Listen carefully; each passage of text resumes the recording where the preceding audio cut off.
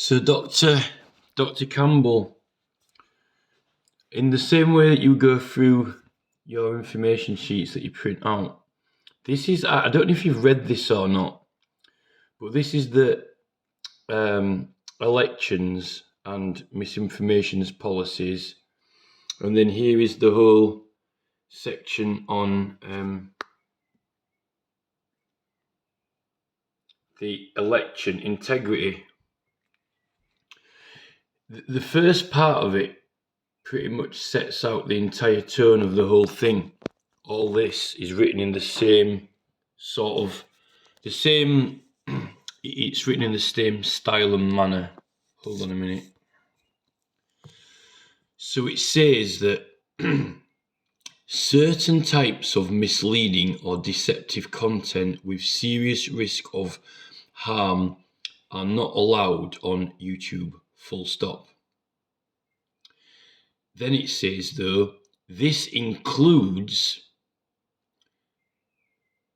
certain types of misinformation that can cause real-world harm, like certain types of technically manipulated content and other content that interferes with a democratic process. Well, the thing is, it's saying that you can't interfere with democratic process, right?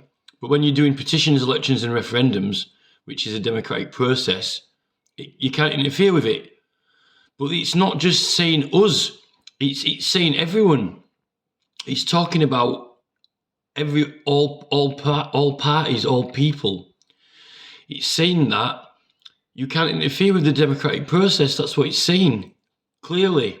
So that also means YouTube can't interfere with the democratic process, which is what happens when you're running ads through Google Ads and YouTube and Facebook, when you get special political category and you get a disclaimer. Then YouTube can't interfere with it. So YouTube can't take it down. This kind of like wit, or this kind of reluctance to just write it very simply and straight, the way that they're saying it is they just don't want to say that political material is protected, and even YouTube can't intervene with it, which is why they've got the special categories and special classifications and disclaimer. And if you read the policy, it says all federal law and state laws apply. The government can't actually stop you from having free speech if you're engaged in the democratic process. So that applies to all the doctors as well. I don't know if you've actually read this or if you thought that it was worth reading or not.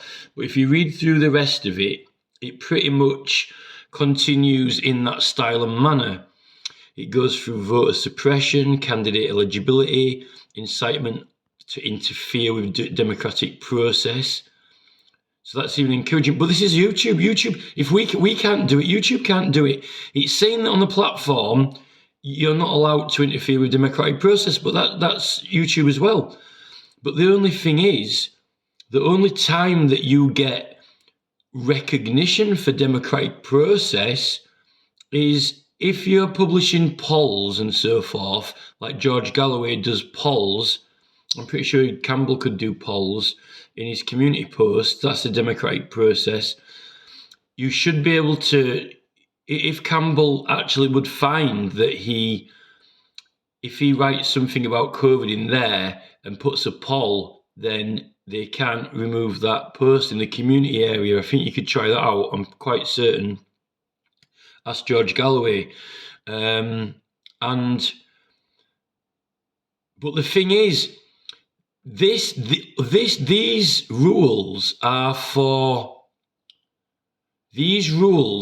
democratic process. But how do you get recognition for it? Well, you're only getting it acknowledged and applied if you're publishing ads, or now if you say run a poll or something on the community. When you upload videos, I have not seen one single option that is easy to see or find that lets you select political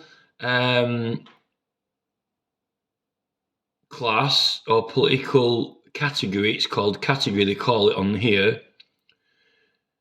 They're only allowing it when you pay for ads.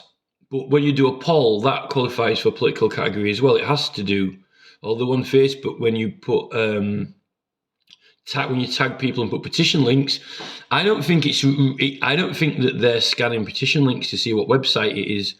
But I know one lady did get some posts taken down for putting fraudulent website links, but they're not scanning them to see if they're like change.org or 38 Degrees or HM Petitions, which in case those should be very, very, very strong triggers when the website scans those, if people put a link for that, rather than sometimes, I think they definitely have got some sort of scan for links, but I've never had one on any link that I've put. But one Chinese woman, she did a video and she said she kept getting videos pulled down for putting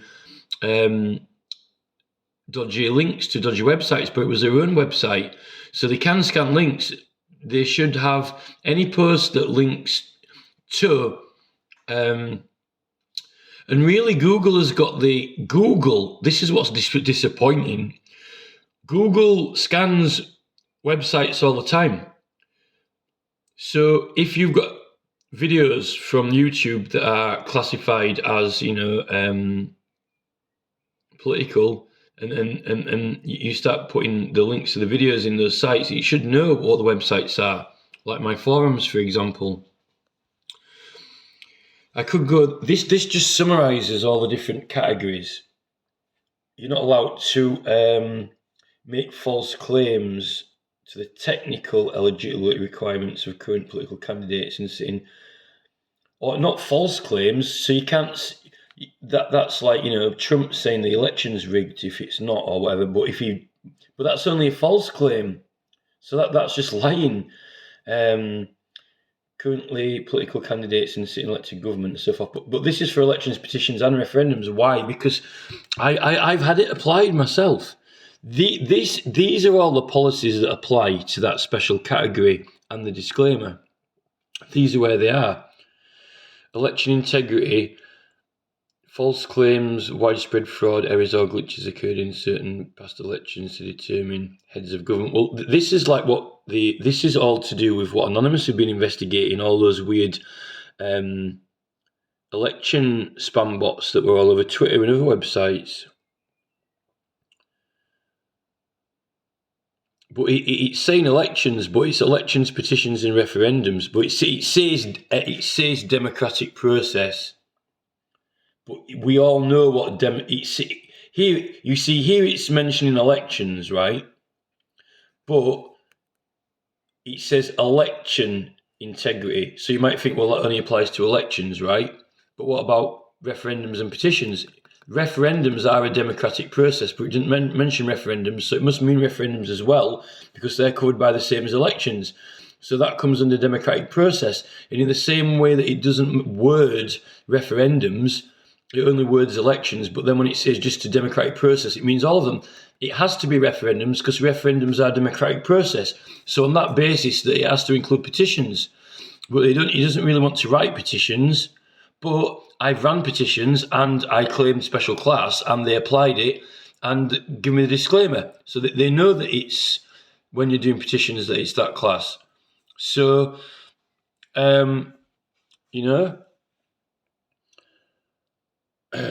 if your content violates this policy, we'll remove the content and send you an email. Well, they're not saying what they. Do you know what that means? What happens if content violates this policy, right? What content? Well, the content is interfering or attacking in any of these processes. But when you're doing a legitimate petition, election or referendum video, you are the one who's got the content that can't be intervened in. You're not intervening in anyone else's. This is saying that people can't intervene in yours. But they're not actually giving you a chance to claim under it. Other people will get removed if they intervene in our democratic process. That's what it's saying. And under this, that basically means that doctors, if a doctor is doing a petition about COVID, they can mention and talk about what they want. And it's illegal to act. In fact, it's actually illegal to intervene in that video. So it flips it the other way, right? Although the petition that Dr. Campbell did the other day was gathering evidence on of public support, That was someone else's petition. He didn't start it. But if he wanted to start a channel or started using his channel to push other petitions and promote them, but it depends what evidence. Why would you sign a petition if there was no supporting evidence, just based on words? People are kind of signing it blindly. And what are the MPs going to debate on if you can't write much in there? I mean, when Andrew Bridgen was reading things out in Parliament, he was reading pages and pages and pages, a lot more than you can even write in a petition. So you're supposed to be able to have the same amount of data in a petition as what you can give to your MP and get him to read out. And Dr. John Campbell can get 100,000 signatures. Well, it's Dr. Teslari's petition, but since Campbell posted it, it's got half the signatures. So it will only take a couple of weeks. It might only take like a week or 2 weeks. It probably take a shorter time than the length of time he was banned for, you know? But some of these petitions, the reasons that people have to do more and more promotion and take it just to get evidence is that they've been finding it hard to get signatures because either they haven't had big channels and it's been hard to get them to sign, or websites have been intervening in the process, like on Facebook. Facebook is in complete violation. If this was Facebook, this is the YouTube one, right? If this was Facebook, Zuckerberg would go to prison. Zuckerberg would have to go to prison because when I've been posting on Facebook groups, Zuckerberg has been taking down links. I've been removed from groups.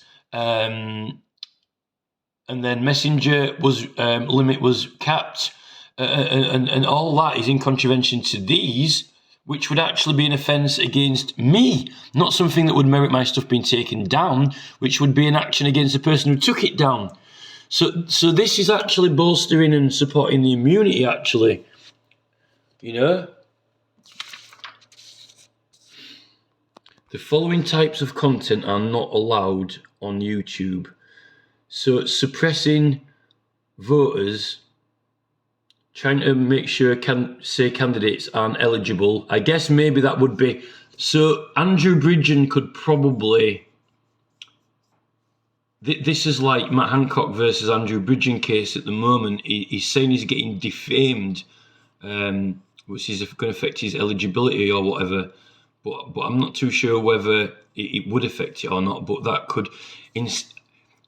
Incitement to interfere with the democratic processes. Well, YouTube's interfering with it themselves by taking it down. So they're in breach of their own policy. Telling viewers to create long voting queues in the purpose of making it harder for others to vote.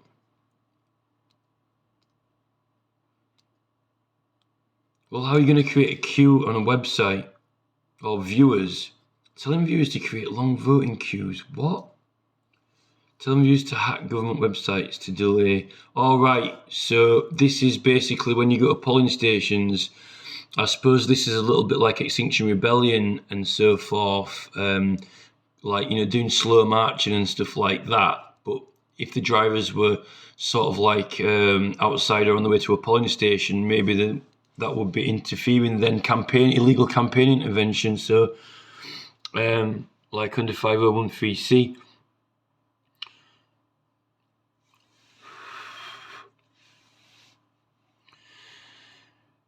Remember that these are just some examples, and don't post content if you think that it might violate these policies. But that's talking about people who are going to be a threat to any of your content if your content is democratic, which is what YouTube are doing to us.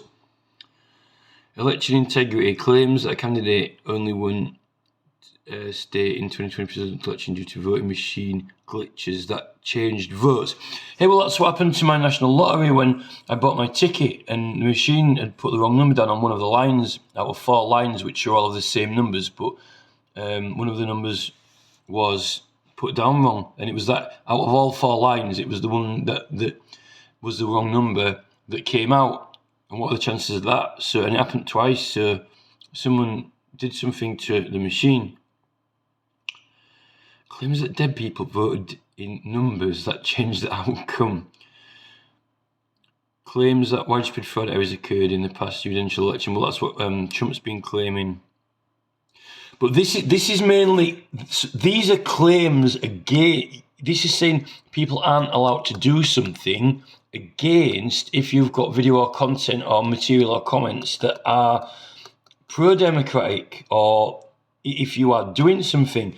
These are all stopping people from doing things that we're actually, that's what we're complaining about. There's videos getting taken down or removed, or the channel getting removed. And this is supposed to protect the whole thing, or a lot of it. But they're not getting us, they're not putting us in that class. So what's happening is they're only, as far as I've seen, they're only letting you, this is only going to apply if you're running ads, because it's the same website. It's the same policy in websites, or if you're running a poll or something like that on the website. But they're not even, how are they? They're saying it refers to videos, but surely it can only be videos that people have ticked to include to run through ads. Surely, where is, this is all protection for this class, but where's the eligibility to claim it? They're not offering it. Not what I've seen on normal video upload or channel, and you might only claim that class on one video, or maybe even on one post or one reply, or if you put a link to a petition, then that one post on that one time with that one link, basically.